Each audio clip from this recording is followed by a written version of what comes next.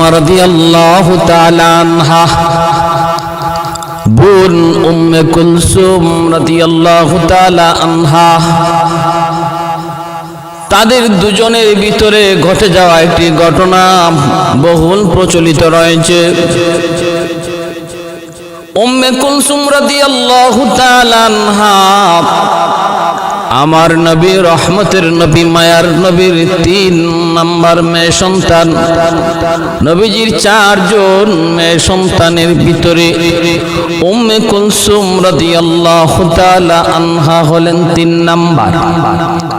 1 number মেয়ে হলো জয়নব রাদিয়াল্লাহু তাআলা আনহা, তারপরে হযরত রুকাইয়া রাদিয়াল্লাহু তাআলা আনহা, তারপরে উম্মে কুলসুম রাদিয়াল্লাহু তাআলা আনহা, এরপরে সর্বশেষ ফাতেমা রাদিয়াল্লাহু তাআলা আনহা। এ ভাই, খেয়াল করে মনোযোগ দিয়ে শুনো। উম্মে কুলসুম রাদিয়াল্লাহু তাআলা আনহা, ওনার সর্বশেষ বিবাহ হয়েছে হযরত উসমান গনি রাদিয়াল্লাহু তাআলা আনহুর সাথে।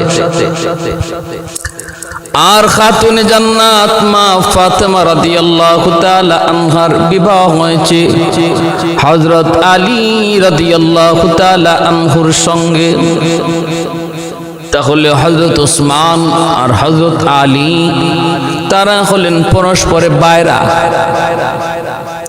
দুজনই হলেন মায়ার নবীর জামাতা। আর প্রথম 2 জন আবু বকর এবং ওমর রাদিয়াল্লাহু তাআলা আনহুমা হলেন আমার নবীর শ্বশুর। কারণ আবু বকর সিদ্দিক রাদিয়াল্লাহু তাআলা আনহুর মেয়ে আম্মাদান আয়েশা সিদ্দিকা রাদিয়াল্লাহু তাআলা আনহা নবীজির পবিত্র বিবি। ওমর ফারুক রাদিয়াল্লাহু তাআলা আনহুর মেয়ে হাফসা রাদিয়াল্লাহু তাআলা আনহা নবীর পবিত্র একজন বিবি। এজন্য প্রথম 4 খলিফার প্রথম 2 খলিফা হলেন মায়ার নবীর শ্বশুর, আর পরের 2 খলিফা হলেন আমার নবীর জামাতা। আলী রাদিয়াল্লাহু তাআলা আনহু বড় গরীব, আর ওসমান গনি রাদিয়াল্লাহু তাআলা আনহু তিনি একজন ধনী সাহাবী। শুধু ধনী না, মদিনার একজন শিল্পপতি, অসংখ্য গণিত ধন বিশিষ্ট মদিনার বহুত বড় ব্যবসায়ী ওসমান গনি রাদিয়াল্লাহু তাআলা আনহু। ওনার ঘরে হলেন নবীর মেয়ে উম্মে কুলসুম, আর আলী রাদিয়াল্লাহু তাআলা আনহু গরীব, ওনার ঘরে হলেন মায়ার নবীর ছোট্ট মেয়ে খাতুনে জান্নাত ফাতেমা রাদিয়াল্লাহু তাআলা আনহা। তাদের ঘটে যাওয়া একটা ঘটনা প্রচলিত রয়েছে। সেই ঘটনাটা হলো উম্মে কুলসুম রাদিয়াল্লাহু তাআলা আনহা তিনি নাকি মা ফাতেমাকে দাওয়াত করেন নাই। ওনার বাড়িতে একটা অনুষ্ঠান, সেই অনুষ্ঠানের ভিতরে তিনি মক্কার অনেক ধনী ধনী পরিবারের মানুষকে দাওয়াত করেছেন, ধনী ধনী পরিবারের মেয়ে সন্তান মহিলাদেরকে দাওয়াত করেছেন। কিন্তু আপন বোন খাতুনে জান্নাত ফাতেমা রাদিয়াল্লাহু তাআলা আনহাকে দাওয়াত করেন নাই, তিনি গরীব হওয়ার কারণে। ফাতেমা গরীব, এই পরিবেশে ধনীদের সাথে তার মানায় না, ধনীদের পরিবেশে ফাতেমাকে মানায় না। এমনটা ভেবে উম্মে কুলসুম রাদিয়াল্লাহু তাআলা আনহা তিনি নাকি ফাতেমাকে দাওয়াত করেন নাই। ভাইরা বন্ধুরা, এরপরে ধনী পরিবারের মহিলাগুলি তারা দাওয়াত খাইতে আসলো। আসার পরে যখন খানা পেশ করা হলো, আল্লাহ পাক রব্বুল আলামিনের কাছে এই আচরণটা এত নাপছন্দ হয়েছে। কেউ কেউ বলে সবগুলা খানা পাথর হয়ে গেছে, আবার কেউ কেউ বলছে সবগুলি খানা চাউল হয়ে গেছে, সেটা আর খানা হিসাবে রয় নাই। খানা পরিবর্তন হয়ে সেটা অখাদ্য হয়ে গেছে, খাদ্য পরিবর্তন হয়ে সেটা অখাদ্য হয়ে গেছে।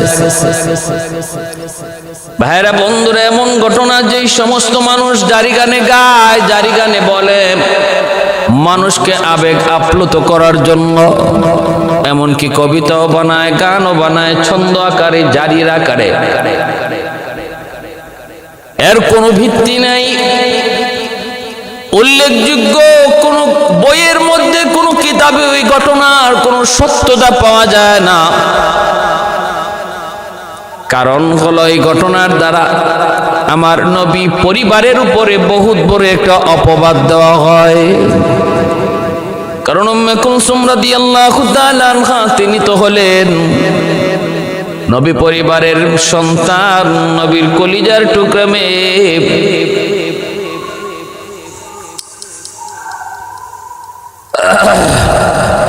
চোখের সমস্যা, প্রচন্ড ব্যথা, তবু আসলাম আপনাদের সামনে দুই চারটা কথা বলার জন্য। এই চোখের রোগ সারা দেশে ধরা পড়েছে। ভাইরা বন্ধুরা, জন্য বলতেছিলাম একটু মনোযোগ দিয়ে শুনো। এমন কোন কথা, এমন কোন ঘটনা, এমন কোন আচরণ কোনদিন প্রকাশ করা যাবে না, বলা যাবে না, দেখানো যাবে না, যার দ্বারা আমার নবী পরিবারের উপরে অপবাদ আসে, নবী পরিবারের ইজ্জতে আঘাত হয়। আমার নবী পরিবারের কোন সদস্যের ব্যাপারে এমন কোন কথা বলা যাবে না যেই কথার দ্বারা নবীর পরিবারের ইজ্জত নষ্ট হয়। উম্মে কুলসুম রাদিয়াল্লাহু তাআলা আনহা খাতুনে জান্নাত গরীব হওয়ার কারণে তাকে দাওয়াত করেন নাই। কথাটা সাধারণ কোনো কথা নয়, বহুত বড় কঠিন একটা অপবাদ, বহুত বড় অন্যায় কথা। এতে বোঝা গেল উম্মে কুলসুম তার ভিতরে অহংকার ছিল, ধন দৌলতের অহংকার ছিল। এর দ্বারা প্রমাণ করা হয় নবী পরিবারের সন্তান, নবীর কলিজার টুকরা মেয়ে উম্মে কুলসুম রাদিয়াল্লাহু তাআলা আনহার অন্তরে সম্পদের বড়াই ছিল, অহংকার ছিল। আর বোনটা গরিব হওয়ার কারণে তার প্রতি তার হেয় দৃষ্টি ছিল। এরা জানেনি কত বড় জঘন্য গুনাহ। আল্লাহ বলেন আল্লাহর নবী বলেন আল কিবরিয়া ও রিদাই, হাদিসে কুদসি। অহংকার করা শুধুমাত্র আমি আল্লাহর পোশাক, অহংকার করা মানুষের মানায় না। এই যে অহংকার বহুত বড় কবিরা গুনাহ, অন্তরের রোগ। এই রোগে যারা রোগী তারা কোনোদিন আল্লাহর কাছে ইবাদতের মাধ্যমে পার পাবে না। অহংকার তার যাবতীয় আমলকে নষ্ট করে দিবে। এই অহংকার থেকেই গীবতের জন্ম, অহংকার থেকেই তহমতের জন্ম, অহংকার থেকেই যাবতীয় আমলের জন্ম। একজন মানুষকে কেউ যখন ছোট করে কথা কয়, সমাজ হেয় করে, তার গীবত করে, তার শিকায়েত করে, প্রকাশ্যে অপ্রকাশ্যে, কখন করে? যখন তার অন্তরে অহংকার জন্ম নেয়। কারে রাখো ওর কথা রাখো, ও তো সেদিনের মানুষ, ও তো ওই দিনের পোলা, ও তো ওই দিনেই করছে, ওই দিন খালি আমার বাড়িতে এরকম আসছে সাহায্যের জন্য। এই ধরনের কথা বলে বলে সমাজে যে সমস্ত মানুষ গীবত করে, শিকায়েত করে, চুগলখড়ি করে, ইজ্জত নষ্ট করে, এদের অন্তরে বিশাল বড় রোগ, আর সেই রোগটার নাম হলো অহংকার। আমার ভাইয়েরা বন্ধুরা, জন্য বলতেছি এই সমস্ত বানোয়াট কথা থেকে, বানোয়াট গল্প থেকে আমাদের বিরত থাকা উচিত। শুধু আমরা আপনাদেরকে শোনানোর চেষ্টা করলাম না। উম্মে কুলসুম রাদিয়াল্লাহু তাআলা আনহা আমার নবীর একজন কলিজার টুকরা মেয়ে, যার শরীরে আমার নবীর রক্ত রয়েছে রে, যার আচরণ আমার নবীর মতো হবে। তিনি হবেন উম্মতের জন্য নজির, উম্মতের জন্য দৃষ্টান্ত, নবীর একজন সাহাবিয়া। নবী বলেন আসহাবি কান্নুজুম বিআইয়িহিম ইক্তাদাইতুম ইহতাদাইতুম। আমার এক একজন সাহাবী তোমাদের জন্য আকাশের নক্ষত্র স্বরূপ। তোমরা এক একজন সাহাবীকে অনুসরণ করলে হেদায়েত পেয়ে যাবা, সঠিক পথ পেয়ে যাবা, জান্নাতের পথ পেয়ে যাবা। আল্লাহর নবী সাহাবীদের ব্যাপারে এতটা গ্যারান্টি দিয়েছেন। নবী বলেন, ইযা রাআইতুমুল্লাযীনা ইয়াসুব্বুনা আসহাবী ফাকুলু লানাতুল্লাহি আলা শাররিকুম।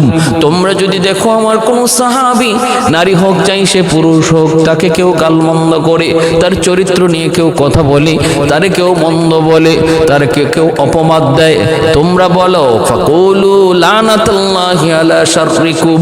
নবী বলেন তোমরা সাথে সাথে জবাব দিয়ে দিও, বইল তোর উপরে আল্লাহর লানত। আল্লাহ নবী বলছেন, আল্লাহ নবী বলেন সাথে সাথে জবাব দিয়ে দিও তোর উপরে আল্লাহর লানত, তোর উপরে আল্লাহর লানত। এজন্য আমার ভাইরা বন্ধুরা, উম্মে কুলসুম রাদিয়াল্লাহু তাআলা আনহার প্রথম বিবাহ হয়েছিল আবু লাহাবের ছেলে উতাইবার সঙ্গে। আবু লাহাবের দুই ছেলে আমার নবী দুই মেয়েকে বিয়ে করেছিল। উতবা বিয়ে করেছিল রুকাইয়াকে, আর উতাইবা বিয়ে করেছিল উম্মে কুলসুম রাদিয়াল্লাহু তাআলা আনহাকে। এই দুইজনকে দুইজন বিবাহ করেছিল। ভাইরা বন্ধুরা, আমার নবী রহমতের নবী, মায়ার নবী নবুয়ত পাওয়ার 6 বছর আগে, 6 বছর 7 বছর আগে উম্মে কুলসুম রাদিয়াল্লাহু তাআলা আনহার জন্ম হয়। ভাইরা বন্ধুরা, এরপরে তিনি কিছু বড় হতে লাগলেন। নবীজি ওই সময় আরবের একটা প্রচলন ছিল, অল্প বয়সী বিয়ে দেওয়া হয়ে যেত। আমাদের সমাজে সেটা অন্যায় অপরাধ, তখনকার সমাজের সময় সেটা এত অপরাধ ছিল না। নবী তার দুজন মেয়েকে বিবাহ দিলেন আবু লাহাবের সন্তান উতবা উতাইবার সাথে। এরপরে আমার নবী, মায়ার নবী যখন নবুয়ত পান, নবুয়ত পাওয়ার পর আল্লাহর নবী যখন তাওহীদের দাওয়াত দিতে লাগলেন, মেয়েদেরকে নবী উঠায় দেন নাই, নবীর ঘরেই ছিল, বিবাহ হয়ে গেছে। আবু লাহাবের ছেলে উতবা উতাইবা নবীর জামাতা, দুই মেয়ের জামাতা। নবী যখন কালেমার দাওয়াত দেন, তাওহীদের বাণী শোনান, আবু লাহাব নবীর তাওহীদের বাণী মেনে নিতে রাজি না। এমনকি আবু লাহাবের স্ত্রী উম্মে জামিল, সেও নবুয়তের দাওয়াত সে মেনে নিতে রাজি না। এমনকি আমার নবীর কঠিন বিরোধিতা শুরু করলো, কঠিন বিরোধিতা শুরু করলো। এক পর্যায়ে আমার নবীর উপরে আঘাত করলো আবু লাহাব। কেউ আঘাত করার সাহস করে নাই, সবার আগে আঘাতটা করলো আবু লাহাব। যখন নবী কালেমার দাওয়াত দিতে জাবালে আবি কুবাইস থেকে নবীজি দাওয়াত দেওয়ার জন্য সবাইকে ডাক দিয়েছিলেন। আল্লাহর নবী ডাক দিয়েছিলেন আর বলেছিলেন, আমি যদি বলি পাহাড়ের ওই প্রান্তে তোমাদের জন্য দুশমন অপেক্ষায়, তোমরা কি আমার কথাটা মেনে নিবা? বলেছিল সবাই, হ মানবো, কারণ তুমি তো আমিন। আল্লাহর নবী বললেন, তাহলে আমি বললাম কালেমা যদি গ্রহণ না করো বিপদ বিপদ বিপদ। আবু লাহাব তখন একটা ঢিল মারল, নবীর দিকে ঢিল মেললে বলল, আলী হাদা জামাতানা ইয়া মুহাম্মদ, তাব্বান লাকা ইয়া মুহাম্মদ। মুহাম্মদ তুমি ধ্বংস হও, তুমি ধ্বংস হও, এজন্যই বুঝি জমায়েত করেছো। এই বইলা ঢিল মারলো। সাথে সাথে আল্লাহ পবিত্র কোরআনের সূরা লাহাব নাজিল করে জবাব দিয়া দিলেন। আল্লাহ বললেন, বন্ধু জবাব তুমি দিও না, আবু লাহাবের গালির জবাব আমি আল্লাহ দিব। কারণ আবু লাহাব তোমারে গালি দেয় নাই বন্ধু, মূলত গালি দিয়েছে আমি আল্লাহকে। যতদিন পর্যন্ত তুমি তোমার কথা বলেছো, আবু লাহাব তোমাকে কোনোদিন গালি দেয় নাই। যেদিন থেকে তুমি আমার কথা বলা শুরু করেছো, সেদিন থেকে তোমারে গালি দেয়। এর আগে ছিলে তুমি আল আমিন, এখন হয়ে গেলে দুশমন। অতএব তোমাকে গালি দেয় নাই, গালি দিয়েছে আমি আল্লাহকে। আল্লাহ জবাব দিয়ে দিলেন, তাব্বাত ইয়াদা আবি লাহাবিন ওয়া তাব। এই সূরা নাজিলের পর আবু লাহাব উম্মে জামিল খেপে গেল। আরবের মধ্যে এটা ঘটে গেল মুহাম্মদকে অপমান করার কারণে আবু লাহাব উম্মে জামিলের ব্যাপারে কোরআনের সূরা নাজিল হয়ে গেছে। আল্লাহর নবী, রহমতের নবী, মায়ার নবীর উপর আবু লাহাব উম্মে জামিল খেপে গেল। দুই ছেলেকে বলতেছে, তোদের শ্বশুরের কারণে আজকে আমাদের ব্যাপারে কোরআনে সূরা নাজিল হইছে, আমরা নাকি জাহান্নামী, অতএব মুহাম্মদের মেয়েকে আর তোদের ঘরে রাখা যাবে না, এই বিবাহ টিকবে না, তালাক দিয়ে দাও, তালাক দিয়ে দাও। আল্লাহর নবীও এইদিকে আল্লাহর কাছে চাইতেছিলেন, মালিক, হয় তুমি আমার দুনো জামাতাকে মুসলমান বানায় দাও, আর নতুবা আমার দুই মেয়েকে ওদের কাছ থেকে উদ্ধার করে দাও। নবীও দোয়া করেছিলেন, আল্লাহ, হয় তুমি আমার জামাতাকে, দুনো জামাতাকে মুসলমান বানাও, নতুবা আমার দুই মেয়েকে ফিরাইয়া দাও। আল্লাহ দ্বিতীয়টা দোয়া কবুল করেছেন। মুসলমান হওয়া ওদের তকদিরে জুটে নাই, কিন্তু বাপ মার চাপে পইরা দুই পোলা রাজি হয়ে গেছে নবীর দুনো মেয়েকে তালাক দেওয়ার জন্য। আয়েশা আল্লাহ নবীর কাছে আয়েশা, দুই ছেলে তালাক দিয়ে গেছে নবীর মেয়েকে। আল্লাহ নবী কষ্ট পাইছেন, মায়ার নবী কষ্ট পাইছেন। এরপরে দ্বিতীয় হিজরিতে এরপরে নবীজি রুকায়াকে বিবাহ দিলেন হযরত উসমান গনি রাদিয়াল্লাহু তাআলা আনহুর সাথে। উসমান গনি রাদিয়াল্লাহু তাআলা আনহুর ঘরে থাকা অবস্থায় হযরত রুকাইয়া রাদিয়াল্লাহু তাআলা আনহা দ্বিতীয় হিজরিতে মদিনাতুল মুনাওয়ারায় তিনি ইন্তেকাল করেন। আর ওনার ইন্তেকালের পর আল্লাহর নবী তার তৃতীয় মেয়ে হযরত উম্মে কুলসুম রাদিয়াল্লাহু তাআলা আনহাকে উসমান গনির কাছে বিবাহ দিলেন। উসমান গনির ঘরে উসমান গনি জীবিত থাকা অবস্থায় আবার হযরত রুকাইয়া উম্মে কুলসুম তিনিও উসমান গনি জীবিত অবস্থায় তিনিও ইন্তেকাল করলেন। আল্লাহর নবী তখন বলেছিলেন, আমার যদি 10টা মেয়ে থাকতো, 10টা মেয়েও থাকতো, তবু আমি উসমানের কাছে পরপর বিবাহ দিতাম। ভাইরা বন্ধুরা, জন্য আলী রাদিয়াল্লাহু তাআলা আনহু আর উসমান গনি রাদিয়াল্লাহু তাআলা আনহুর ব্যাপারে এত বড় অপবাদ, উম্মে কুলসুম আর ফাতেমা রাদিয়াল্লাহু তাআলা আনহার ব্যাপারে এত বড় অপবাদ হয় না। অথচ আলী রাদিয়াল্লাহু তাআলা আনহু আর ফাতেমা রাদিয়াল্লাহু তাআলা আনহার বিবাহের সময়ে মোহর দেওয়ার মতো ক্ষমতা আলীর ছিল না। সেই মোহরের ব্যবস্থা করেছিলেন আলী রাদিয়াল্লাহু, হযরত উসমান গনি রাদিয়াল্লাহু তাআলা আনহু। আল্লাহ নবী বলেছিলেন, আলী, ঢাল আর তলোয়ার তো আছে, বাজারে বিক্রি করে মোহরের ব্যবস্থা করো। রাস্তার মধ্যে উসমান গনি পেয়ে গেলেন। উসমান ডাক দিয়ে বলতেছেন, আলী, কই যাও? কই বাজারে যাই কেন? কই ঢাল তলোয়ার বিক্রি করে মোহরের ব্যবস্থা করব। আলী, হযরত উসমান বলেন, আলী, আমার কাছে বিক্রি করো। কত টাকা লাগবে বলে এত? উনি টাকা দিয়ে দিলেন। ঢাল তলোয়ার উসমান গনি কিনে নিয়ে গেলেন। সেই ঢাল আর তলোয়ার উসমান গনি রাদিয়াল্লাহু তাআলা আনহু বিবাহের মধ্যে তিনি আবার আলীকে উপহার দিয়ে দিলেন। হযরত আলী রাদিয়াল্লাহু তাআলা আনহুকে আবার তিনি উপহার দিয়ে দিলেন। ভাইরা বন্ধুরা, মোহরের ব্যবস্থা হয়ে গেল।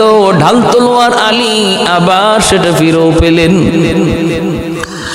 আল্লাহ নবী, রহমতের নবীর মেয়ে খাতুনে জান্নাত মা ফাতেমা রাদিয়াল্লাহু তাআলা আনহাকে কে দাওয়াত না করতে চায়? আর এখানে বুঝি বোন হয়ে দাওয়াত দিতে চায় না। অথচ ইহুদি একটা মহিলা, ইহুদি একটা মেয়ে ফাতেমা রাদিয়াল্লাহু তাআলা আনহার বান্ধবী ছিল। ওই ইহুদি মেয়েটা, সে ছিল বান্ধবী মদিনার। ভাইরা বন্ধুরা, ওই মেয়েটা একবার এরকম ভাবে কি করবে, ইহুদি মেয়েটা বাবা ছিল অনেক ধনী পরিবারের মেয়ে। ইহুদি মেয়ে, সম্পদের কোনো অভাব নাই, একরকম রাজার হালেই চলে। এই মেয়েটাকে ইহুদি যখন বিয়ে দিবে, মেয়ে বলতেছে, আব্বু, আমার বিয়ে হবে, অসুবিধা নাই, যেখানে মন চায় তুমি বিয়ে দাও, কিন্তু আমার একটা দাবি আছে। বাবা, কই কি দাবি? কই দাবি হলো, আমার এক বান্ধবী আছে, নাম হলো ফাতেমা, আমার বান্ধবীকে আমার বিয়েতে দাওয়াত করা লাগবে। ইহুদি বলতেছে, তোমার বান্ধবীর বাবাকে? বলে, বাবা মুহাম্মদ। আচ্ছা, দাদা কি? কয় আব্দুল্লাহ। ইহুদি বলতেছে, মা আমি তো দাওয়াত করব, কিন্তু কোন গরিব ফকির এরকম কোন লোককে তোমার বিয়েতে দাওয়াত দিতে পারি না, কারণ আমার এই অনুষ্ঠানে ভিআইপি ভিভিআইপি রাজা বাদশার পরিবার দ্বারা দাওয়াত খাইতে আসবে, ওদের মাঝে আমি কোন ফকির মিসকিন গরিব কাউকে দাওয়াত করব না, করতে পারিও না। তোমার বান্ধবী ফাতেমা সে কেমন, কয় খুব গরিব, দেখছি আমি জামা পরে 5টা 6টা তালি দিয়া। ইহুদি কয় অসম্ভব, তাহলে এই প্রস্তাব প্রত্যাখ্যান, এটা কখনো কবুল হবে না, এটা গ্রহণযোগ্য না, এটা আমি মানতে পারি না। এমনি মেয়েটা কান্না শুরু করে দিল। 3 দিন পর্যন্ত মেয়ে কিছু খায় না, কথা বলে না। মাকে সাফ সাফ জানাই দিল, মা আব্বুকে বলে দিও আমার বিয়ে যদি করাইতে হয়, যদি অনুষ্ঠান করাইতে হয়, অযথা খরচ করে কোনো লাভ নাই, বান্ধবী ফাতেমা ছাড়া আমি বিয়ে বসবো না। আমার বান্ধবী ফাতেমা যদি হাজির না হয়, আমি ওই বিয়েতে রাজি হব না। অনুষ্ঠানে যত খরচ করো না কেন, আমি কিন্তু বিয়েতে রাজি হব না। মা যদি বিয়েতে রাজি করাইতে হয়, অবশ্যই বান্ধবী ফাতেমাকে দাওয়াত করা লাগবে। ইহুদি আমার নবীর মেয়ে ফাতেমাকে দাওয়াত দেয়, আর ওই গুমরার দল, বদভ্রষ্টের দল বলে ওরা নাকি নবীর বোন হইয়া নাকি বোনকে দাওয়াত দেয় না গরিব হওয়ার কারণে। ইহুদি মেয়ে খানা বন্ধ করে দিল, 3 দিন চলে যায়। মা স্বামীর কাছে যা বলে, স্বামী গো সন্তান যদি বাঁচাইতে হয়, বিবাহ তো পরে, আগে যদি বাঁচাইতে হয় তাড়াতাড়ি তার বান্ধবীকে দাওয়াত করো। এমনি বাবা আসছে, আয়েশা বলতেছে, মা রে একটু থাম, এ মা শোন, তোর কথা আমি মানবো, কিন্তু মা একটা শর্ত আছে, একটু যা দেখ না, খবর নেয়া দেখ, একটা চিঠি নিয়ে চিঠি পাঠা, তার বাবার বংশে তার মায়ের বংশে কেউ রাজা ছিল কিনা, কেউ বাদশা ছিল কিনা, জমিদার ছিল কিনা। যদি তার বাবার বংশে মায়ের বংশে কেউ না কেউ জমিদারও থাকে, আমি বলবো অমুক জমিদারের নাতিন, অমুক জমিদারের সন্তান। একটা চিঠি লেখ, বান্ধবী চিঠি লিখতেছে, খাতুনে জান্নাত ফাতেমা রাদিয়াল্লাহু তাআলা আনহার কাছে। চিঠির ভাষা ছিল এমন, বান্ধবী আমার বাবা আমাকে বিয়ে করানোর জন্য, বিয়ে দেওয়ার জন্য পাগল, আমিও বিয়ে বসার উপযুক্ত, কিন্তু আমি শর্ত করেছি, তুমি যদি আমার বিয়েতে না আসো আমি কিন্তু বিয়ে বসবো না, আমি বিয়েতে রাজিও হব না, এই অনুষ্ঠানই হবে না। কিন্তু আমার বাবা তো বলেছে কোন রাজা বাদশার সন্তান ছাড়া, জমিদারের পরিবার ছাড়া কাউকে বিয়েতে দাওয়াত করা হবে না। আমি খানা দানা বন্ধ করে দিয়েছি, 3 দিন পর্যন্ত চলে গেছে, কোনো কথা নাই, বার্তা নাই। এক পর্যায়ে বাপ মা রাজি হয়েছে, এই শর্তে বান্ধবী তুমি যদি একটু বলো তোমার বাবার বংশে মায়ের বংশে কোনো জমিদার কোনো রাজা বাদশা আছে কিনা, তুমি যদি একটু বলো তাহলে আমার জানো বাসে, তুমিও এই দাওয়াতে আসো। এই চিঠি যখন খাতুনে জান্নাতের কাছে পৌঁছলো, তখন তিনি আল্লাহ নবীর কাছে গেলেন চিঠি লইয়া। বাবা আমার এক ইহুদি বান্ধবী আছে, আমার ওই ইহুদি বান্ধবী সে বিয়ে বসবে এক শর্তে, যদি আমি তার অনুষ্ঠানে যাই। কিন্তু তার বাবা বহুত গরিব ইহুদি, সে অনেক ধন সম্পদের মালিক, সম্পদের অহংকার তার অন্তরে খুব বেশি, এজন্য সে কোনো গরিবকে অনুষ্ঠানে দাওয়াত করতে রাজি না। কিন্তু আমার বান্ধবী সেও তার দাবি থেকে শর্তে রাজি না। এই অবস্থায় বাপ মা রাজি হয়েছে এই শর্তে যে আমাদের মা বাবার বংশে কোনো জমিদার কোনো রাজা বাদশা ছিল কিনা। আব্বু এটা তো তুমি বলতে পারবা, আব্বা এবার তুমি বলো আমি কি করব। আল্লাহর নবী রহমতের নবী মায়ার নবী বলেন, মা রে তুমি বিয়ের অনুষ্ঠানে দাওয়াত খেতে যাবা, বাবা আমি যাব বলে, হ তুমি যাবা, তুমি চিঠি লিখে দাও বান্ধবী আমি তোমার বিয়েতে দাওয়াত খাইতে আসব। বান্ধবী আমি তোমার বিয়েতে দাওয়াত খাইতে আসব। আর নিচে লিখে দিবা, দুনিয়ার রাজা বাদশাদেরকে যিনি রাজা বানায়, দুনিয়ার রাজা বাদশাদেরকে যিনি রাজা বানায়, বাদশা বানায়, জমিদার বানায়, সেই মালিকের দোস্ত হলেন আমার বাবা মুহাম্মাদুর রাসূলুল্লাহ। ওয়ামা আরসালনাকা ইল্লা রাহমাতাল লিল আলামিন।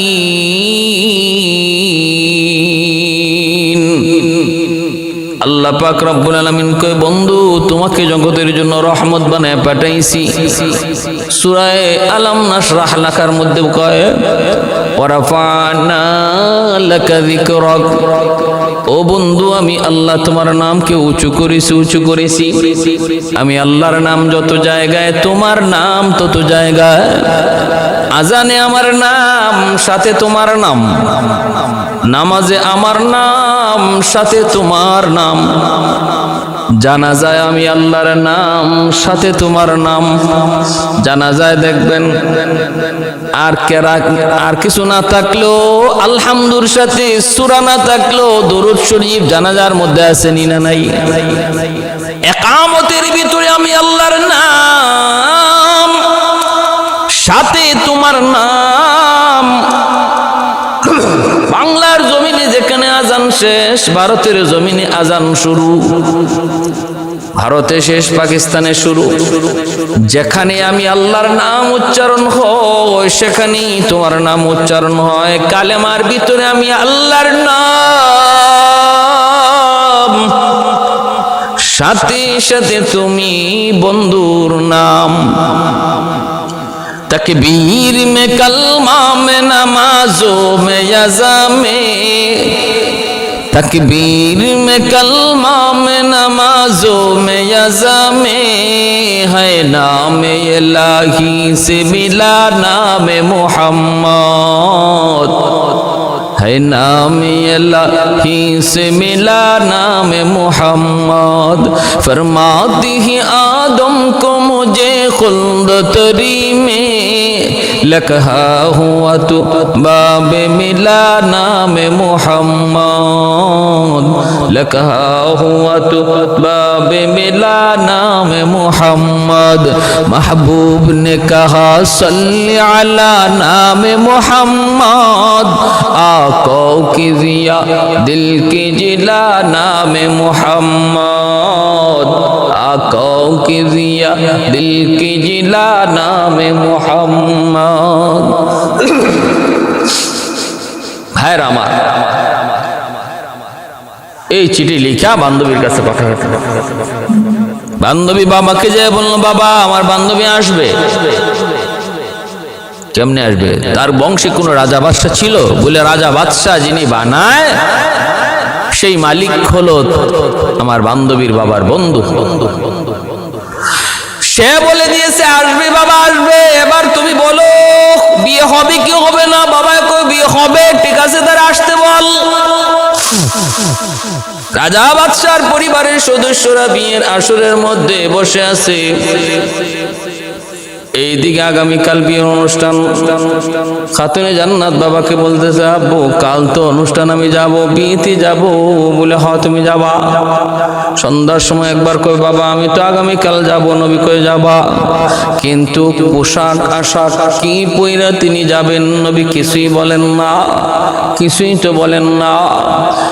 ভাইরা সকালবেলা তিনি যাবেন, রাতের বেলা জিবরাইল আমিন, আল্লাহ পাক রব্বুল আলামিন কয় জিবরাইল জান্নাতের ভিতরে ঢুকো, জান্নাতি স্বর্ণ অলংকারের একটা ব্যাগ তুমি তৈরি করো, ভরপুর জান্নাতি স্বর্ণ অলংকার। একজন মহিলা সাজার জন্য যত অলংকার লাগে সব অলংকার দিয়ে একটা ব্যাগ তুমি ভরপুর করো। আরেকটা ব্যাগের ভিতরে জান্নাতি পোশাক যেই পোশাক পইরা মানুষ বেড়াইতে যায় এমন একটা পোশাক দিয়া ব্যাগ তৈরি করো। দুইটা ব্যাগ আইনা আল্লাহর নবীর কাছে জিব্রাইল আমিন দিয়া গেলেন, আর নবীজি ওই ব্যাগ নিয়ে খাতুনে জান্নাতের দরজার সামনে যা নক করলেন। দরজা খোলা মাত্রই নবী বলতেছেন, মা গো ব্যাগ দুইটা রেখে দাও, সকালবেলা তুমি বিয়েতে যেও। আল্লাহর নবী, রহমতের নবী, মায়ার নবী, তিনি ব্যাগ দুইটা দিয়ে দিলেন খাতুনে জান্নাত। ব্যাগ দুইটা দেখে জান্নাতি পোশাক, জান্নাতি অলংকার পেয়ে শুকরিয়া আদায়তে তিনি নামাজে দাঁড়াইয়া গেলেন।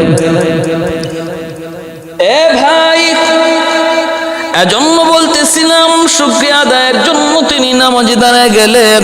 নামাজ পড়েন, আল্লাহর কাছে শুকরিয়া আদায় করেন। তিনি বুঝতে বাকি রইল না, এ কোনো দুনিয়ার মার্কেটের কোনো গহনা নয়, এই গ্রান এটাও দুনিয়ার কোনো আতরের গ্রান নয়, এই পোশাক দুনিয়ার কোনো পোশাক নয়, জান্নাতি পোশাক, জান্নাতি গ্রান।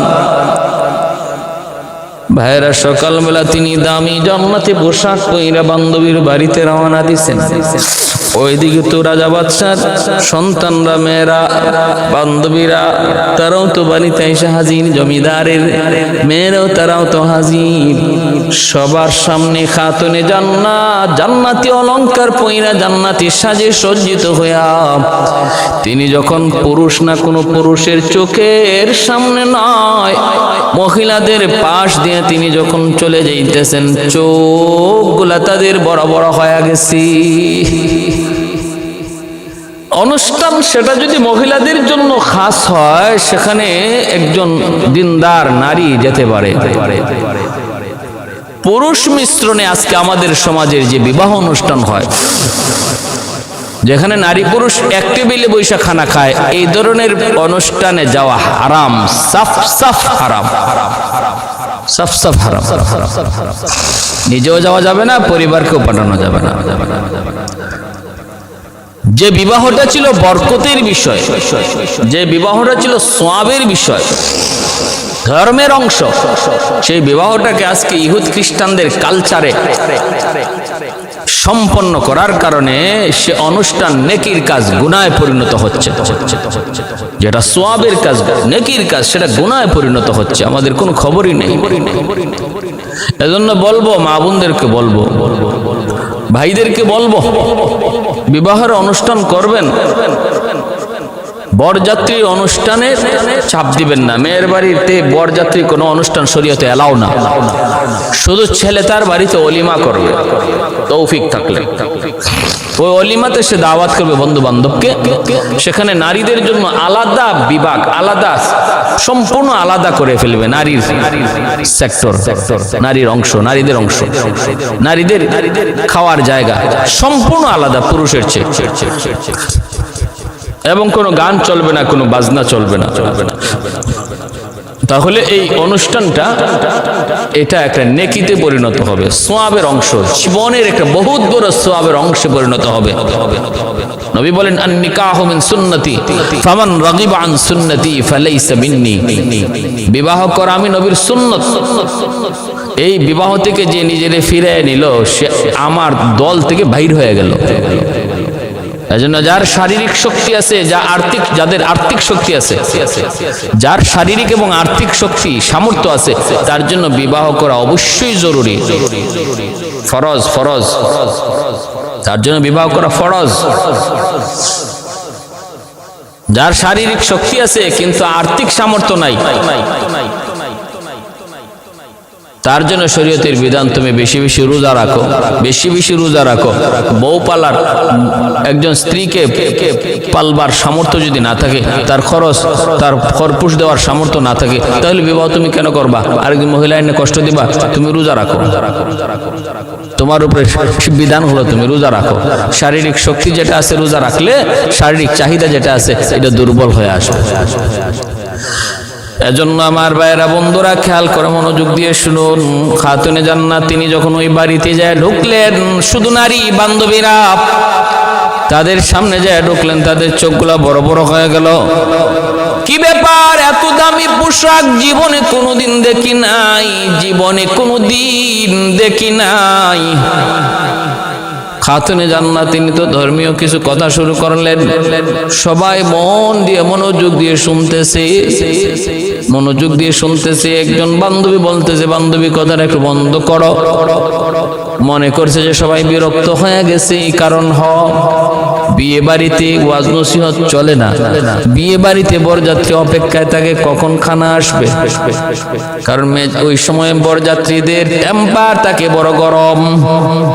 বিয়ে বাড়িতে বরযাত্রীদের টেম্পার গরম থাকে। যদি 19-20 হয়, উতাল পাতাল শুরু হয়ে যায়।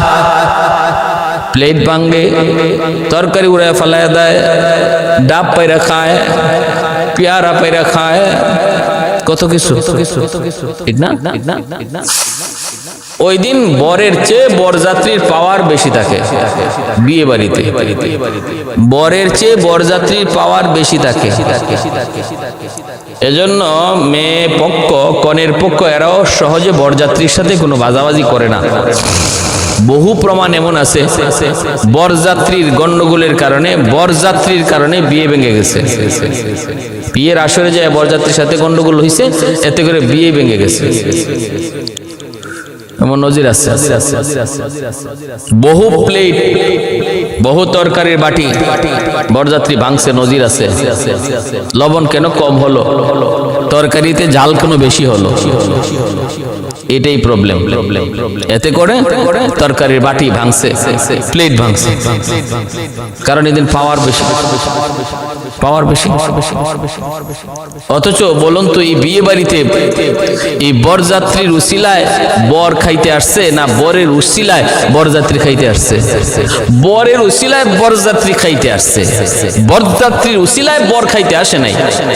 তারপরও দেখা যায় বর কথা কম কয় আর বরযাত্রীরা বেশি কথা কয়।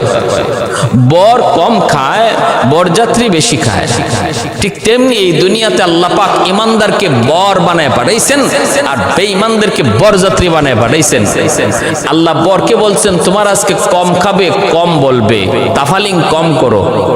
আর বেঈমানরা ওই বিয়ের আসরের মতো তাফালিংও বেশি করবে, ঝগড়াঝাটিও বেশি করবে, খাইবেও বেশি, কথাও বলবে বেশি, আকাম কুকামও করবে বেশি। বর সে চুপচাপ খালি অপেক্ষায় থাকবে যে কখন এই আসরটা শেষ হয়, এরপরে আমি আমার বাসর ঘরে যেয়ে ঢুকবো।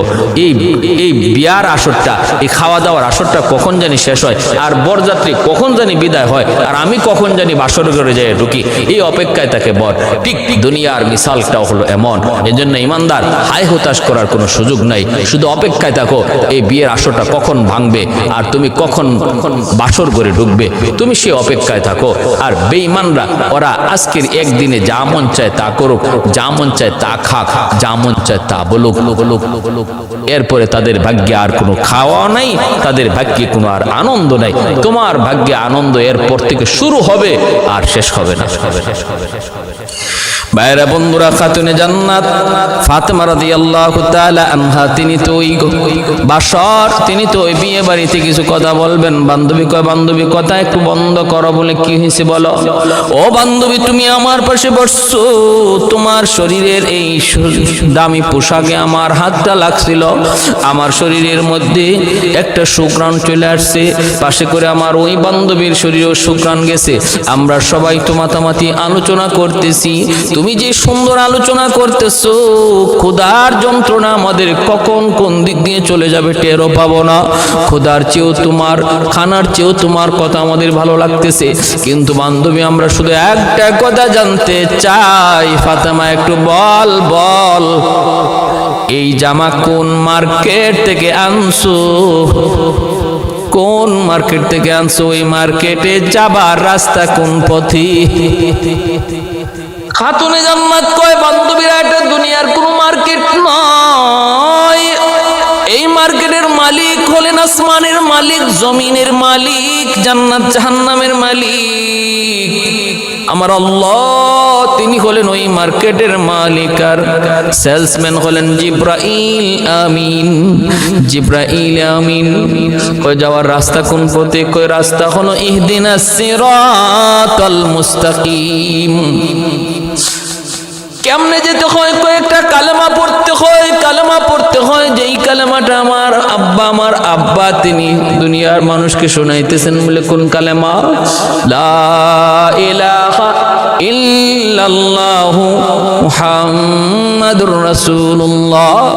সাথে সাথে উপস্থিত সবগুলি ইহুদি নারী, সবগুলি ইহুদি বান্ধবী খাতুনে জান্নাতের হাতে হাত রেখে কালেমা পড়ে মুসলমান হয়ে যায়। ভাইয়ের আমার, যদি আপনি বলেন এই ঘটনাও মিথ্যা, তাও আমি বলবো বলুন এই ঘটনা যদি মিথ্যাও মেনে নেন, নির্ভরযোগ্য কোন কিতাবে যদি নাও পান, তবু এর দ্বারা নবী পরিবারের উপরে কোনো তহমত আসে না, আমার নবী পরিবারের উপরে কোনো অ্যাটাক আসে না, আমার নবী পরিবারের উপরে কোনো ধরনের অপবাদ দেওয়া হয় না। মনে রাখতে হবে উল্লেখযোগ্য,